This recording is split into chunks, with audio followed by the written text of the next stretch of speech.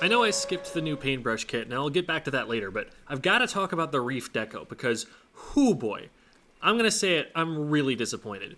I've been saying for some time that as soon as the Reflex gets better fighting capabilities, it could immediately be really powerful, and then a patch came along that made the main weapon a little bit better at fighting. We've been running it for a couple map modes and liking it.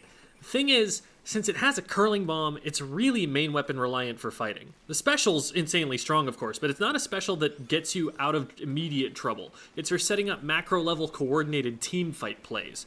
So the weapon hasn't been super incentivized to try and take engagements in the same way as Swiffer would.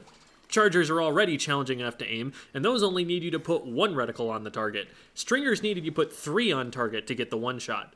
It's always a matter of the Reflex surprising you with how well it can fight, never that you're expecting it to fight well.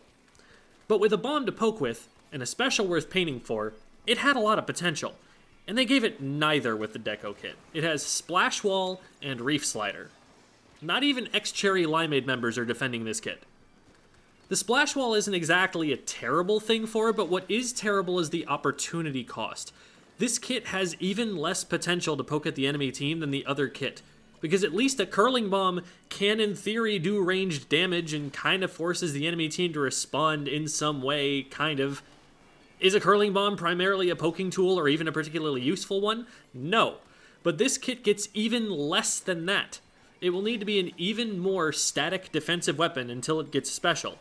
But now the special it gets for playing that way isn't Tentamissiles, one of the stronger specials for initiating fights in the game, it's Reef Slider. Reef Slider has been the worst special in the game for some time now. It's slow enough on startup and recovery that using it is often just going to get you splatted. Sure, there are use cases, but they're too inconsistent and dependent on the opponents doing too many things wrong. It just needs a buff or a rework, or it's going to continue to be a detriment to any weapon it gets slapped on.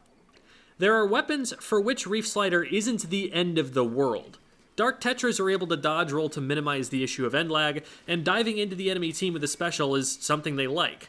Reflux is absolutely not one such weapon.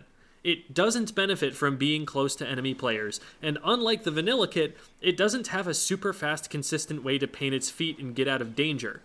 A Splash Wall won't deploy fast enough to save a Reef Slider from being punished. If it uses the special too aggressively, it's just out of luck. The single biggest strength by far of the Reflex as a main weapon is that it paints as much as any main weapon in the game. It puts a lot of ink down, and if you slap any high-value special on it, it's gonna have a niche. But Reef Slider is neither a desirable nor a spammable special. You'd rather that extra ink on the map be going toward farming literally any other special in the game, and using Reef Slider as soon as you farm it is usually going to draw reckless driving charges and a state-sponsored taxi ride back to spawn. The main weapon is probably too good for this to end up in absolute bottom tier, but in terms of kit synergy and the extent to which this adds something worth considering in the competitive metagame, this is probably the worst kit we'll get all season.